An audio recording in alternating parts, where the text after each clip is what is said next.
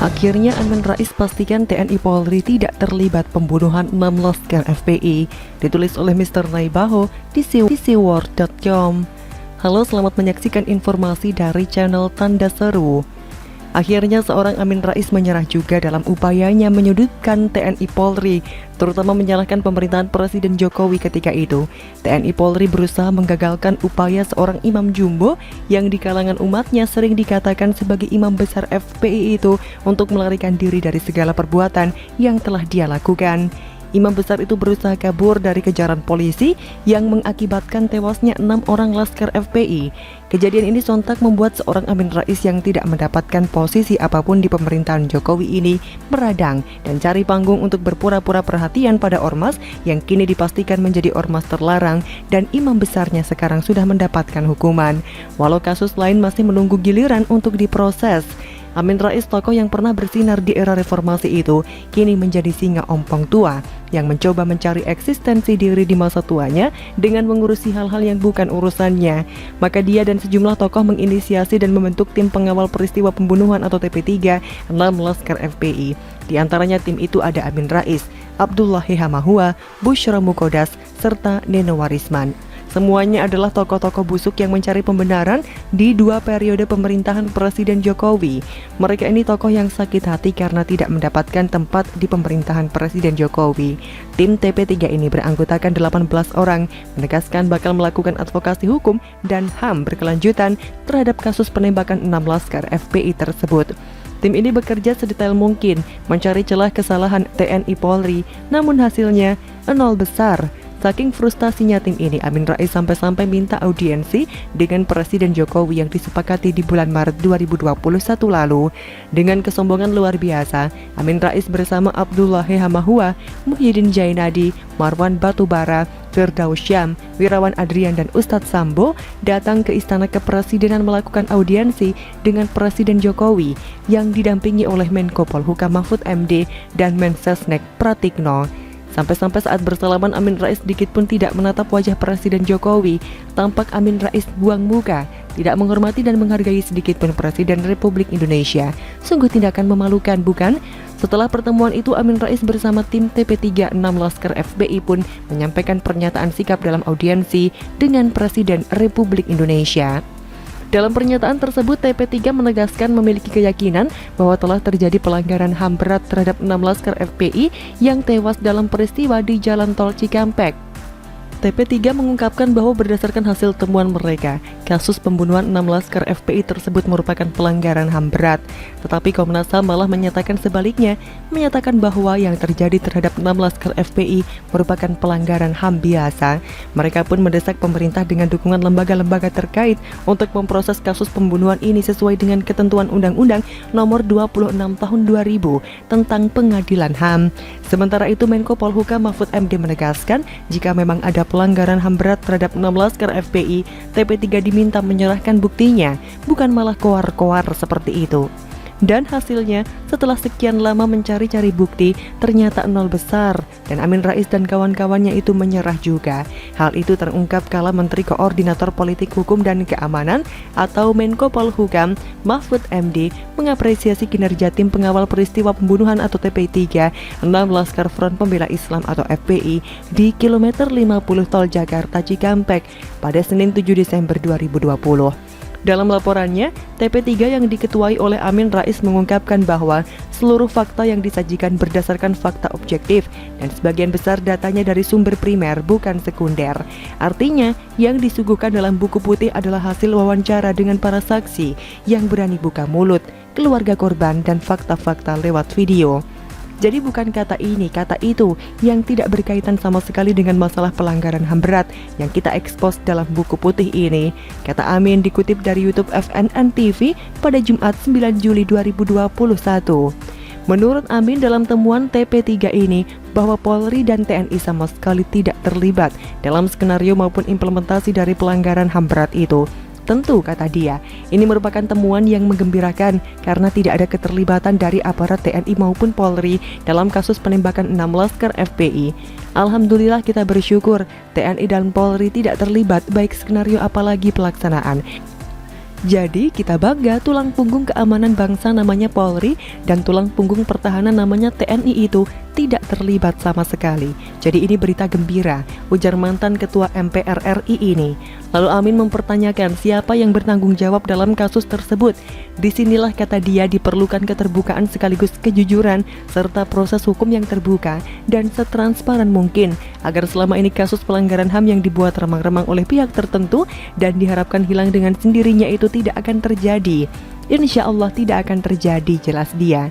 Mahfud MD selaku Menteri Koordinator Politik Hukum dan Keamanan mewakili pemerintahan Presiden Jokowi menyampaikan terima kasih kepada TP3 6 Laskar FPI yang telah mengumumkan temuan-temuannya dalam buku putih.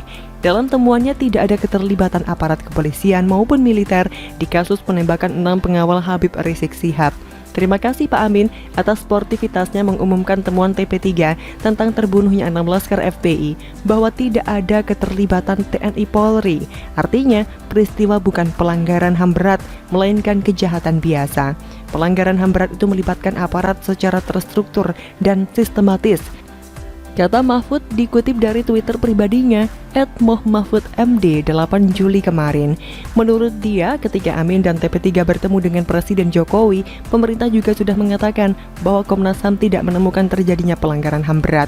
Tapi kalau TP3 punya bukti tentang pelanggaran HAM berat itu, pemerintah akan menindaklanjuti sesuai Undang-Undang Nomor 26 Tahun 2000. Ternyata bukti-bukti tidak ada. Trims TP3, ujar Menteri Mahfud MD lebih lanjut. Walau masih penuh kontroversial dan masih menggaungkan ketidaksukaan terhadap pemerintahan Presiden Jokowi, setidaknya dalam hal kasus matinya 6 Laskar FPI yang membangkang dan harus berujung di timah panas kala membela junjungan mereka Imam Jumbo FPI, Rizik itu, Amin Rais menunjukkan sikap sportivitas, mengakui bahwa TNI dan Polri tidak bersalah dalam kasus ini. Semoga mata batin dan mata Amin Rais tidak picik lagi. Semoga perlahan di hari tuanya ini Amin Rais insaf dan lebih banyak bermain dengan keluarga dan cucunya daripada mengerecoki pemerintahan yang sah menurut undang-undang ini. Begitulah kura-kura. Bagaimana menurut Anda?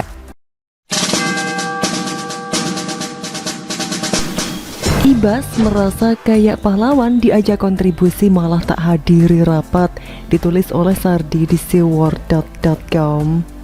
Halo, selamat menyaksikan channel Tanda Seru. Beda dengan AHY yang begitu terjun ke politik langsung mencicipi kekalahan yang amat memalukan, Ibas sepertinya lebih beruntung. Pada pileg tahun 2019 lalu, Ibas terpilih sebagai anggota DPR dengan perolehan suara yang tinggi, yaitu 327.097 suara di Dapil 7 Jawa Timur. Dengan demikian hingga saat ini, Ibas sudah menjadi anggota DPR selama 3 periode. Ibas yang juga waketum Partai Demokrat menjadi perbincangan setelah membuat pernyataan mengenai Indonesia bisa menjadi failed nation dalam menghadapi pandemi COVID-19. Sontak Ibas diserang dan dibalas balik. Jauh sebelum itu Demokrat memang sudah gencar menyerang pemerintah dari berbagai arah dan isu yang berkembang. Wakil Ketua Umum DPP Partai Demokrat Beni Kaharman juga menyebut Presiden Jokowi dan jajarannya tergolong anti kritik. Pasalnya mereka disebut selalu mengerahkan buzzer untuk membalas kritikan publik. Kalau menurut saya, jangan main api kalau tidak mau terbakar. Kalau mau mengkritik jangan marah kalau dikritik balik. Harus ada umpan balik dan sebab akibat. Masa mengkritik tapi tidak mau mengkritik? Ibarat Rizal Ramli mengkritik orang lain lewat media sosial, tapi saat dikritik balik malah main ngeblok. Ini namanya mau menang sendiri dan egois. Statement Ibas juga mendapatkan tanggapan dari rekannya di Komisi 6 DPR, yaitu Andre Rosiade. Andre menyarankan Ibas untuk memberikan kontribusi nyata saja dengan hadir dalam rapat komisi, baik secara fisik maupun virtual, ketimbang berbicara di luar. Statement Andre dibalas lagi oleh Kepala Badan Pembinaan Organisasi Keanggotaan dan Kaderisasi DPP Partai Demokrat Herman Khairon. Kekhawatiran seorang warga negara dalam situasi tertentu wajar dong disampaikan agar pemerintah lebih waspada dan mengambil langkah-langkah penanganan yang lebih memastikan bahwa COVID-19 terkendali, kata Herman. Herman juga mengingatkan Andre bahwa setiap fraksi di DPR memiliki strategi masing-masing. Dia meminta Andre tak mencampuri urusan fraksi Partai Demokrat. Herman juga mengklaim Ibas selalu aktif dalam pengambilan keputusan di DPR, sebab selain sebagai ketua fraksi PD di DPR, Ibas menjabat pimpinan Badan Anggaran atau Banggar DPR. Inilah yang saya sebut mau ikut campur, tapi tidak mau orang lain ikut campur. Ibas berikan pernyataan soal failed nation, lalu diminta agar lebih baik hadir dalam rapat baik secara fisik maupun virtual untuk menyampaikan itu semua dan memberikan kontribusi. Kenapa Demokrat malah tidak senang? Jika tidak mau orang lain ikut campur mekanisme partai, jangan sok ikut campur mekanisme pemerintah. Simpel sih, kecuali memang kerjaannya cuma mau nyinyir dan sok prihatin. Komisi 6 menggelar rapat kerja dengan Menteri BUMN Erick Thohir secara virtual. Rapat Komisi 6 dihadiri 27 anggota Komisi 6.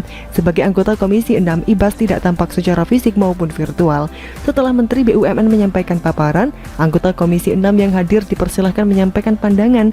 Ibas tidak hadir, itu masalahnya. Melepuk air terpercik ke muka sendiri. Kalau tidak hadir meski sudah diundang, itu apa namanya? Apakah tidak berani klarifikasi dan adu debat? Atau memang lagi malas hadir? Kalau tidak berani artinya penakut, bukan? Kalau malas artinya apa ya? Makan gaji buta kah? Makanya, jadi orang jangan cuma omong doang. Anak kecil juga bisa. Pas diajak hadir, sampaikan pendapat, malah tidak hadir padahal secara virtual. Mungkin takut kena sikat dan tidak bisa membalas balik. Makanya lebih baik tiarap dulu. Memang lebih gampang koar-koar di depan publik atau media sosial karena tidak perlu klarifikasi, cuma berani lempar batu sembunyi tangan, mirip dengan mantan prihatin yang juga sering bermedsos untuk mengungkapkan keprihatinan dan membuat kontroversi.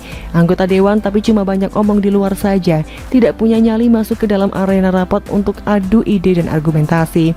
Apakah anggota dewan seperti dia digaji rakyat hanya untuk koar-koar? Kalau hebat ngomong di rapat, kasih masukan dan solusi, bukan nyinyir doang plus mengerahkan kader untuk membela saat diserang balik.